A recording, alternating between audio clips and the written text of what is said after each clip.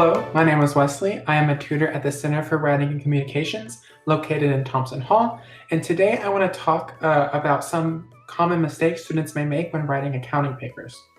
In particular, I'm going to be focused on two different courses, the Case Studies course, Accounting 6340, and Accounting 6320, Accounting Information Systems. This information comes from Dr. Watson of the Accounting Department, who so graciously helped me out in creating this video and giving me some comments. So first, I'm going to be talking about the Case Studies course. When doing the assignments for this course, some students may make the mistake of not writing succinct enough or getting straight to the point. It's important to note that instead of writing a lengthy research paper, you will be writing case studies, and these assignments need to be succinct written communications to clients or supervisors. In doing so, students are encouraged to use the IRAC method, which stands for Issue, Rule, Analysis or Application, and Conclusion. So first, you'll need to state the issue, or the problem that you're addressing in the assignment. Next, explain the rules or accounting principles that relate to the issue you're addressing. So once you've stated the issue and the accounting principles related to the issue, you'll want to explain how these principles apply to the issue so that it can be resolved in the application section. Lastly, the conclusion is the outcome of applying the rule to the issue, or your final words on the matter.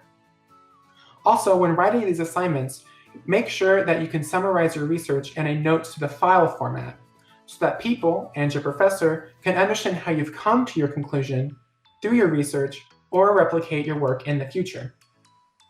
So now I want to move on to the Accounting Information Systems course. And according to Dr. Watson, many students may not be referencing their sources within the paper. One thing is having a nice reference page where you have all your citations listed in alphabetical format, but another issue is having in-text citations within the paper that denote where a particular piece of information comes from. This is pretty similar to how all research papers work. To avoid accusations of plagiarism, it's best to cite within the text the source or the person that gave you that information, whether you're summarizing, paraphrasing, or directly quoting from a source. Obviously, you want to make sure that you're using the correct citation format that your professor wants you to use in the assignment.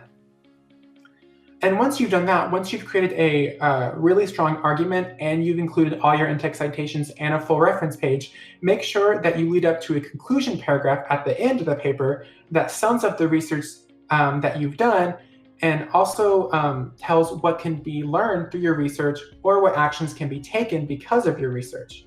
Again, a lot of students may have really well-formulated arguments and are able to synthesize their sources within the paper, but without a conclusion, there's no contribution from the author, which is you, the writer.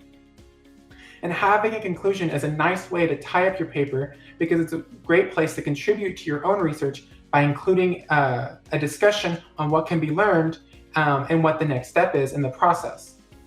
So I hope that's helped some of you in writing assignments for these two courses. And obviously, if you have any more questions, you can always make a session or visit us at the CWC. Thank you.